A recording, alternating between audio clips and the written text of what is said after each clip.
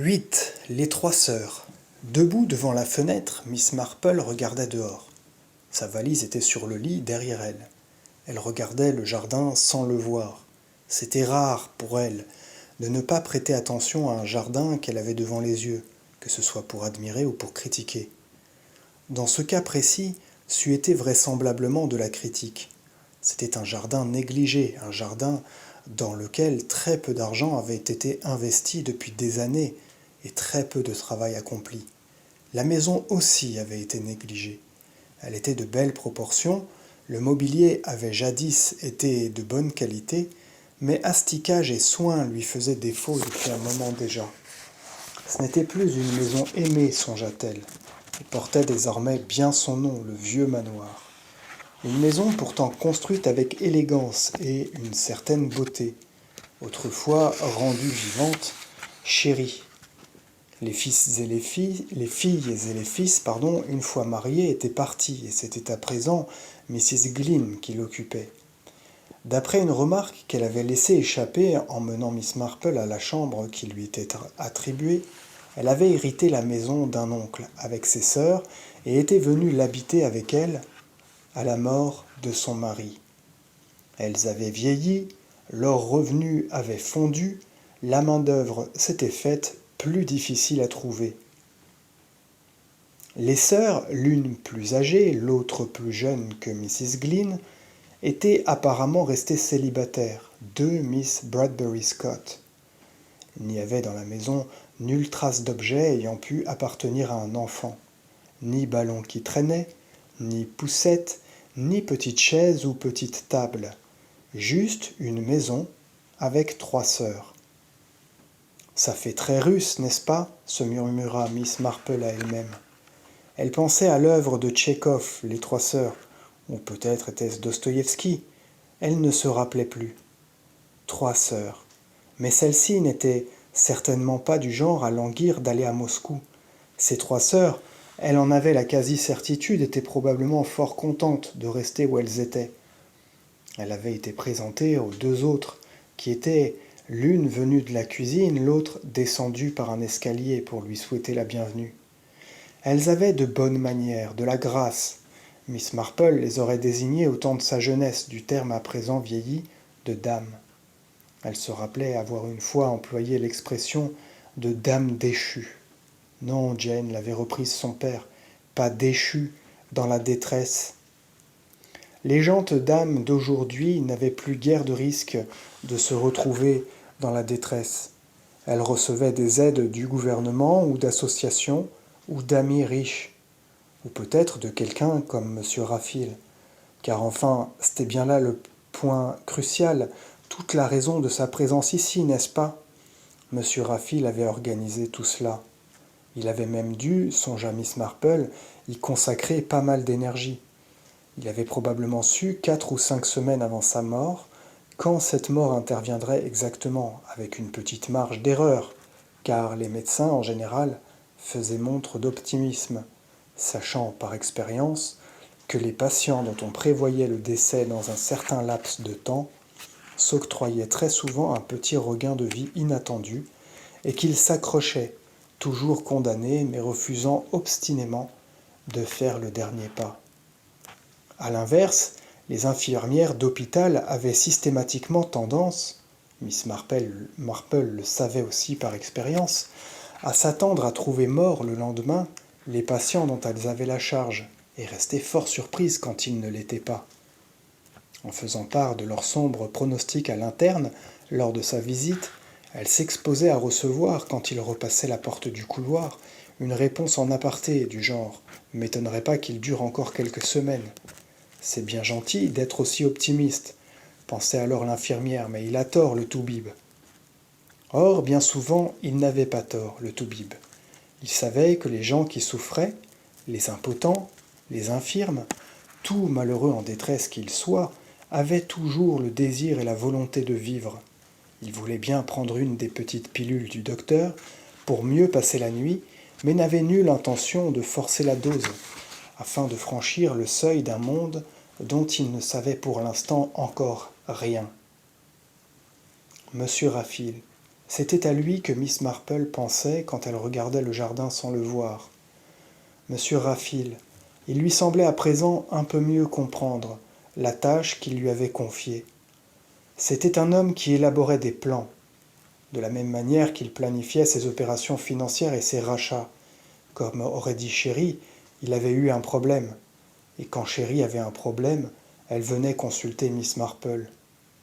Il s'agissait donc d'une difficulté que M. Raffil n'avait pu résoudre par ses propres moyens, ce qui devait le contrarier au plus haut point, songea-t-elle, car d'habitude il parvenait pratiquement à tout régler lui-même, et tenait à ce qu'il en soit ainsi.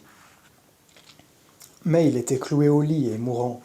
Il pouvait continuer à gérer ses affaires financières, à communiquer avec ses hommes de loi, avec ses employés, avec les amis et relations qu'il avait, mais il existait quelque chose ou quelqu'un dont il n'avait pu s'occuper, un problème non résolu qu'il voulait éclaircir, un projet qu'il voulait voir aboutir. Apparemment, il ne s'agissait pas de quelque chose qui pouvait être réglé par voie financière, par transaction professionnelle, ou par les services d'un homme de loi. Alors il a pensé à moi, songea Miss Marple, ce qui la surprenait encore beaucoup, vraiment beaucoup. Néanmoins, vue sous cet angle, sa lettre avait été tout à fait explicite. Il avait estimé qu'elle possédait les qualités pour mener à bien une certaine tâche. Une tâche, se dit-elle, une fois de plus, directement ou indirectement liée à un crime. La seule autre particularité qu'il connaissait de Miss Marple était sa passion pour les jardins. Or, ce n'était tout de même pas un problème de jardinage qu'il voulait lui faire résoudre. En revanche, il pouvait penser à elle en matière criminelle, dans son propre environnement comme aux Antilles. Un crime. Où cela ? M. Raffil avait pris certaines dispositions, avec son notaire en premier lieu, qui s'était acquitté de sa tâche. Au bout du laps de temps convenu, il avait transmis sa lettre à Miss Marple, une lettre particulièrement bien pensée et réfléchie, estima-t-elle. Il eût été plus simple, certainement, de lui dire exactement ce qu'il voulait qu'elle fasse et pourquoi. Elle était étonnée en un sens qu'il ne l'ait pas envoyée chercher de son vivant, d'une façon à n'en pas douter impérative, plus ou moins allongée sur ce qui lui aurait assuré être son lit de mort, pour ensuite lui forcer la main jusqu'à ce qu'elle consente à faire ce qu'il lui demandait. Après tout, non, songea-t-elle, cela n'aurait pas vraiment été dans son style. Il savait, certes mieux que personne, faire céder les gens, mais dans un cas pareil, on ne forçait pas la main. De même, elle était sûre qu'il ne l'aurait pas prié ou supplié de lui rendre service pour redresser un tort. Cela non plus ne lui aurait pas ressemblé. Il voulait certainement, comme il avait sans doute voulu toute sa vie, payer pour ce qu'il sollicitait. La payer, et donc l'intéresser suffisamment pour qu'elle prenne plaisir à accomplir une certaine tâche. L'argent était davantage là pour l'intriguer que pour la tenter, pour exciter sa curiosité. Elle ne pensait pas qu'il s'était dit « offrons-lui le paquet et elle va sauter dessus », parce que, elle le savait très bien elle-même, si agréable que fût l'argent, elle n'en avait pas un besoin vital. Elle avait son cher et dévoué neveu, ce cher Raymond, qui, si jamais elle se trouvait dans une passe difficile, si elle avait besoin de faire réparer sa maison, d'aller consulter un spécialiste, ou voulait s'offrir un petit plaisir, serait toujours là pour l'épauler. Non. La somme offerte était là pour exciter sa curiosité. Le même genre d'excitation que l'on éprouve quand on a un ticket du sweepstake d'Irlande. Une belle grosse somme accessible d'aucune autre manière qu'en tentant sa chance. Certes, se dit Miss Marple, mais la chance ne serait pas tout. Il lui faudrait aussi beaucoup travailler, réfléchir, raisonner, et puis ce qu'elle faisait allait peut-être l'exposer à un certain danger. À elle de découvrir tout cela, il ne lui en dirait pas plus, peut-être en partie parce qu'il ne voulait pas l'influencer. Il est difficile d'aborder un sujet avec quelqu'un sans laisser pointer son propre point de vue. M. Raffil n'était peut-être pas sûr que le sien soit le bon, ce qui ne cadrait pas vraiment avec le personnage, mais était néanmoins possible.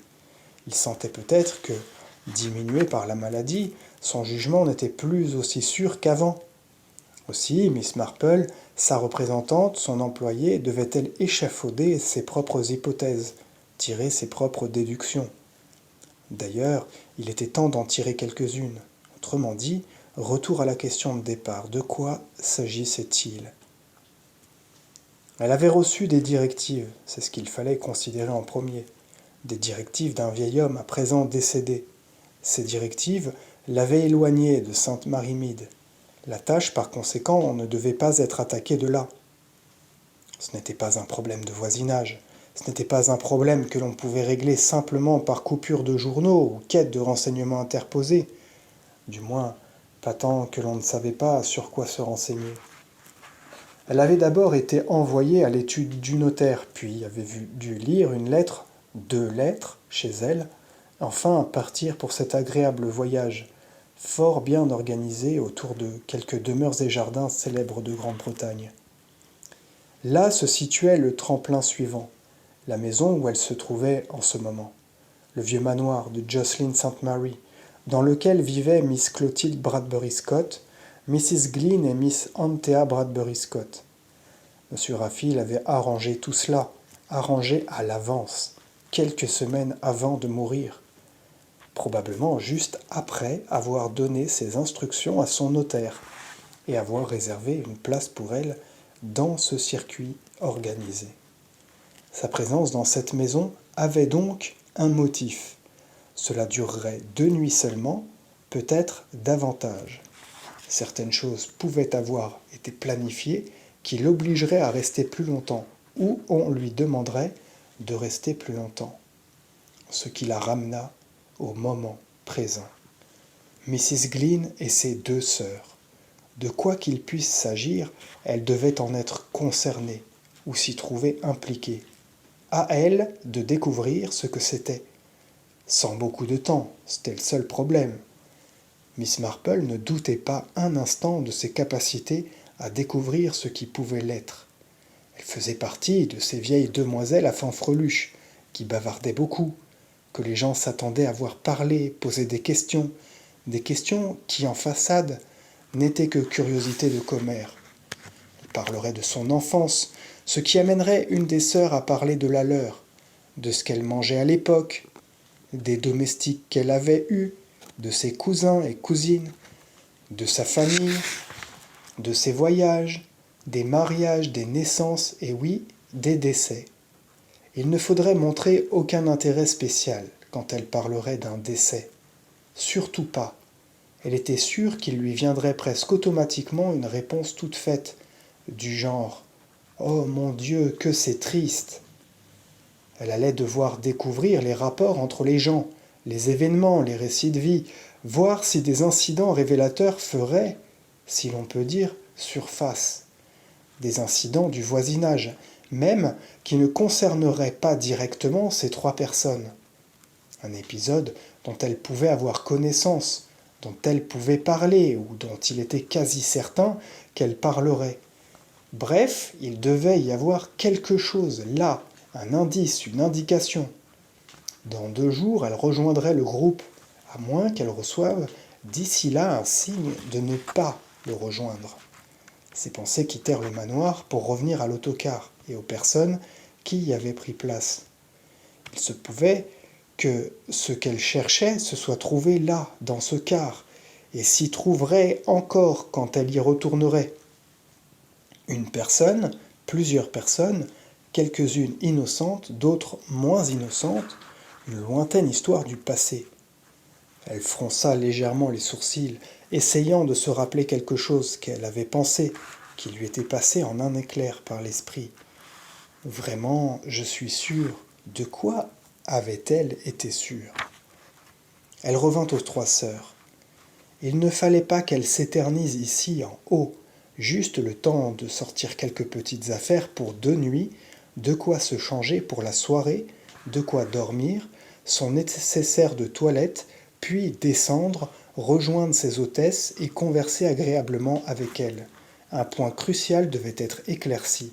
Les 3 sœurs seraient-elles ses alliées ou ses ennemies? Elles pourraient tomber aussi bien dans l'une ou l'autre catégorie. Il allait falloir y réfléchir sérieusement. On frappa à la porte et Mrs. Glynn entra. J'espère que vous serez à votre aise ici. Puis-je vous aider à défaire vos bagages? Nous avons une très gentille femme de ménage qui vient, mais elle n'est là que le matin. En tout cas, elle sera à votre disposition pour tout ce dont vous aurez besoin. Ne vous dérangez pas, je vous remercie, répondit Miss Marple. J'ai juste sorti 2 ou 3 petites choses.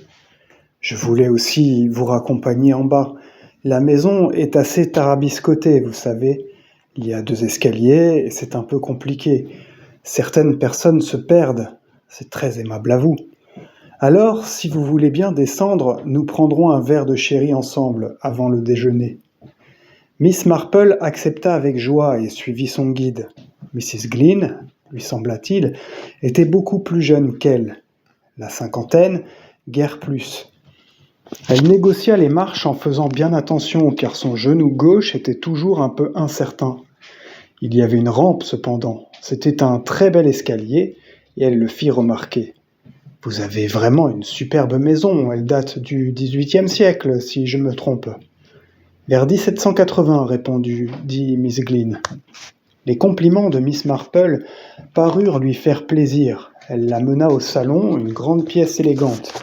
S'y trouvaient 1 ou 2 jolis meubles, un bureau Queen Anne et un secrétaire à rabat XVIIe, ainsi que quelques canapés et buffets victoriens un peu lourds.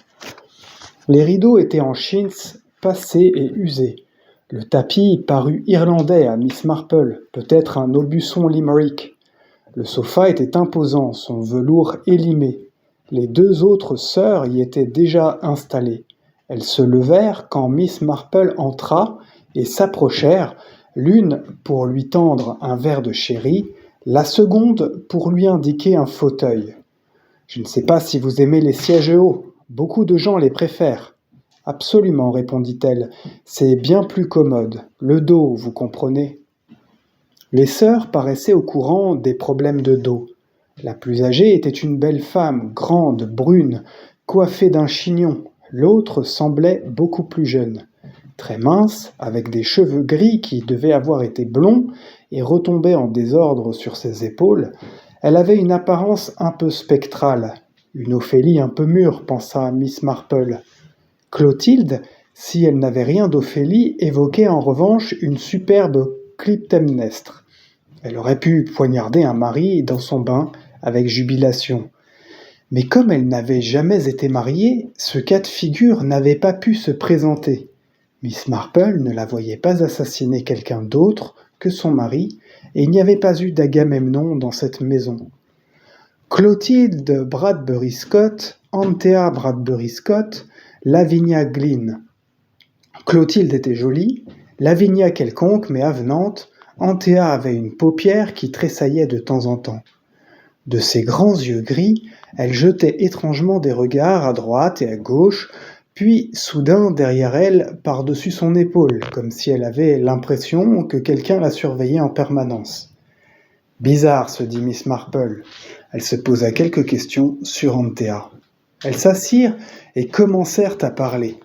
Miss Glynn quitta la pièce, apparemment pour aller à la cuisine. Des 3, c'est elle qui semblait la plus active dans les tâches ménagères.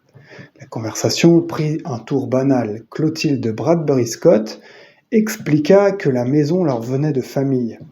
Elle avait appartenu à son grand-oncle, puis à son oncle. À sa mort, elle leur était revenue à elle et à ses 2 sœurs qui l'y avaient rejointe. Il n'avait eu qu'un fils, voyez-vous, qui a été tué à la guerre. Nous sommes les dernières représentantes de la famille, à part quelques cousins éloignés.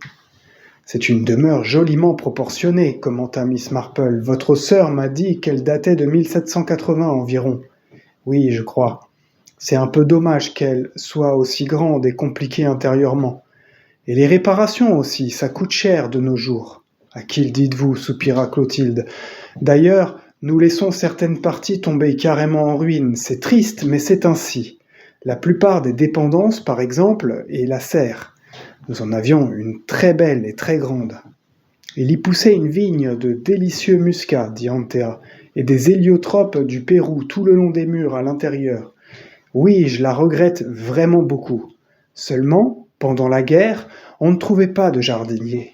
Le nôtre était tout jeune et a été appelé.